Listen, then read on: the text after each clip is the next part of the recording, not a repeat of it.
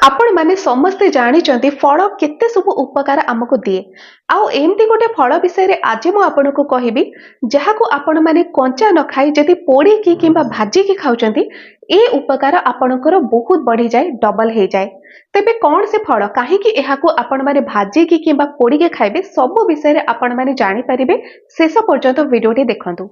आज मु जो फल विषय रे आपनको कहूची एटा अन्यान्य फल ठारू आपनको खूब सस्ता रे मिले, आपनको बाड़ी घरे मध्य थाए।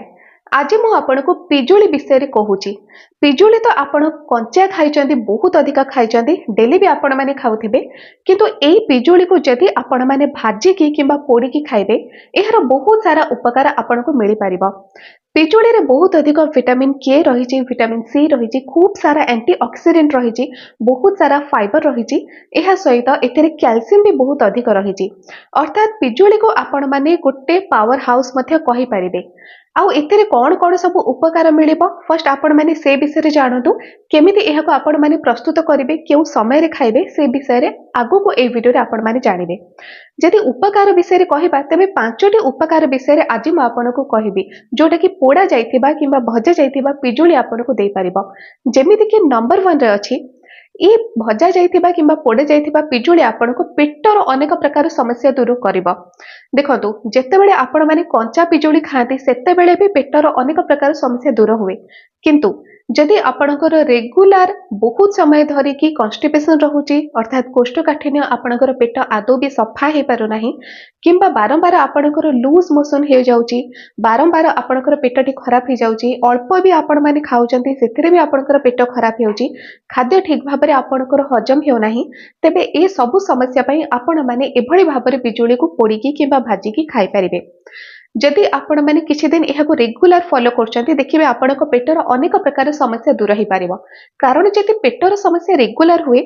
आपणकर कोनोसी काम रे मन लागे नाही, किछि भी आपण माने खाई पारंते नाही, आ जेहेतु आपणकर हजम शक्ति कमी जाए तो आपणको शरीर सब बेले हालिया फील करे, आपणकर किछि भी एनर्जी न थिबा भली लागे। तो ए सब समस्या रु मुक्ति पाइबा पई ए टिप्स को आपण माने रेगुलर फॉलो करि परिबे। आउ जेमिति शीत ऋतु मार्केट रे सब बेले पिजुली अवेलेबल थाए, एहा सहित अन्य फल अपेक्षा सस्ता मध्य, तो आपण माने सफिशिएंट पिजुली को आणतु आउ ए टिप्स को आपण माने फॉलो करंतु।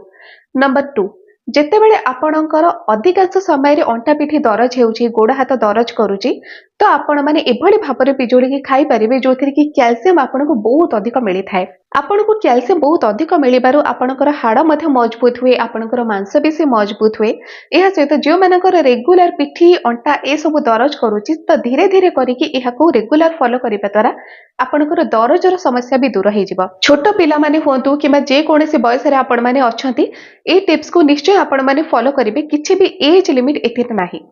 नंबर 3, आपणकर जदि कफ र समस्या होची विशेष करी ए शीत ऋतु रे तो एभली भाबरे जदि आपण माने पिजुली को रेगुलर खाउचंती आपणकर कफ मध्य बाहर करिबारे आपनको बहुत सारा हेल्प करिवो।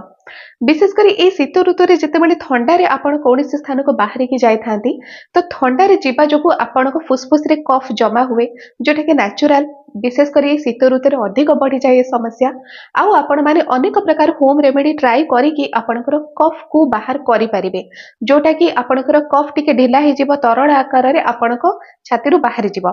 एवं जदि आपण माने अनेक प्रकार होम रेमेडी ट्राई करि सारलेनी तो ये गोटे होम रेमेडी जोटा कि अति सहज रे आपण माने प्रिपेयर करि परिबे, ट्राई करंतु, रेगुलर करि परिबे, आउ एथिरे आपणकर कफ खूब शीघ्र बाहरी परिबो। छोट पिला मानको भी आपण माने एभली भाबरे अप्लाई करबा को दियंतु, सेमानकर भी कफ एथिरे खूब जल्दी बाहरी जाई थाए। नंबर 4, जदि आपणक स्किन रे कोनोसी प्रकार समस्या होची तो एहा स्किन पाई मध्य बहुत अधिक लाभदायी। जेमिति स्टार्टिंग रे आपणको कहिले जे पिजुली रे बहुत अधिक एंटीऑक्सीडेंट रहिची, तो एथिरे आपणको खूब सारा एंटीऑक्सीडेंट मिले जहा आपणकर स्किन रो अनेक प्रकार समस्या को दूर करे। एहा सहित आपणकर चुट्टी उपुड़ीबार समस्या को मध्य धीरे धीरे करिके बंद करे। किंतु रेगुलर एहाको आपणको फॉलो करिबा को पड़िबो, जोथिरे कि धीरे धीरे करिके आपणक स्किन एहाको ऑब्जर्व करिबो, कारण एथिरे विटामिन सी भी खूब सारा रहिची। आउ देखिबे शीत ऋतु सारा जदि एहाको आपण माने फॉलो करचंती आपणक स्किन एते मात्रा रे डल हबा नाही, आउ स्किन मध्य आपणकर ग्लो भी करिवो। नंबर 5 बेनिफिट, जदि ए टिप्स को आपण माने रेगुलर फॉलो करचंती एथे आपणकर अधिक किछि खर्च नाही। जदि आपणक बाड़ी घरे पिजुली गछ नाही तेबे पिजुली हुए त आपणको किनिबा को पड़ी पारे, किंतु जदि आपणको बाड़ी घरे पिजुली गछ अच्छी आउ पिजुली फलुची तो यहाँ बिना कस्ट रे ही आपणकर मिल जाव आपण मैंने किसी भी खर्च करने को पड़बनी यहाँ फॉलो करने ये गोटे प्लस पॉइंट कारण आजिकल पैसाटा को समस्ते जगती तो समस्ते चाहती केमी अल्प खर्च से कामटी हो जाऊ तो पिजुली गोटे एमती फल जोटा कि अल्प खर्च में आपन को बहुत सारा बेनिफिट दे पारिबो आउ एथिरे समय भी कम लागे कारण समय भी समस्त पाखे अधिक न थाए तो समस्ते चाहते जे कामटी केमती जल्दी जल्दी सरी जाऊ तो ये कामटी आपण मैंने जब ट्राई कर निश्चय आपंकर जल्दी भी कम सरीज आउ आपणकर सबु प्रकार फायदा भी आपन को मिल जाव। एबे चलतु जानिबा जे केमिति एहाको आपण माने प्रस्तुत करिवे। देखो पिजुली आपण माने मार्केट रो आणतु किबा आपणक बाड़ी घरे अछि पिजुली आपण माने सेई पिजुली को नेबे जोटा कि टिके दर पाचिला हेथिबो ना बहुत अधिक कसी हेथिबो ना बहुत अधिक पाचिला हेथिबो तो टिके दर पाचिला पिजुली आपण माने नै जिवे से पिजुली को जेतेबेले आपण माने भाजिबे किबा पोड़ीबे दुईटा उपाय रे आपण माने एहाको प्रस्तुत करि परिबे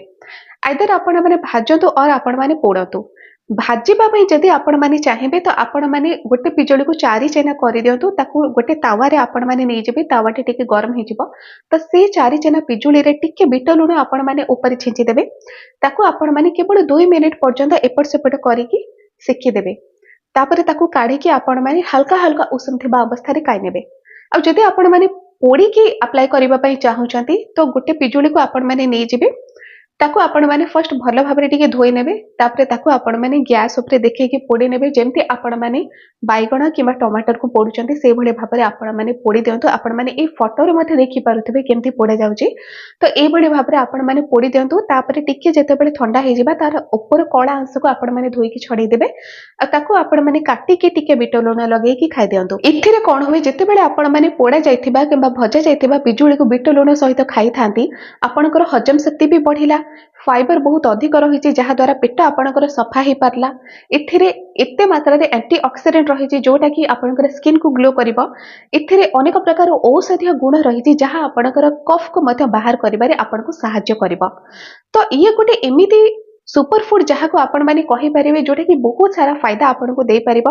आउ जेतेबेले शीत ऋतु रे आपणकर टॉयलेट सफा होएनी तो आपण माने बहुत अधिक व्यस्त होई पड़ंती किबा आपणकर जति शरीर दरज करे सेतेबेले भी आपण माने अनेक प्रकार पेन किलर आनी कि खाइ थांती किंतु जेते सब मेडिसिन आपण माने एलोपैथी खाउचंती सबुथरे किछि ना किछि साइड इफेक्ट्स रही छि आउ जदि आपण माने नेचुरल सब जहाँ भी आपणक घर पाखरे अछि आपणक रोसे घर अछि जदि से सब खाद्य को आपण माने सीमित मात्रा रे रेगुलर फॉलो करिवे तेबे तारो साइड इफेक्ट मध्ये किछि न थाए किंतु एटा गोटे कथा जे सीमित मात्रा रे आपनको फॉलो करबा को पड़िबो जेमति गोटे पिजुली के ही आपण माने गोटे दिन रे खाइबे आ जदि आपण माने एहा को सकाळे खाली पेट रे खाउचंती तो बेस्ट एटा काम करे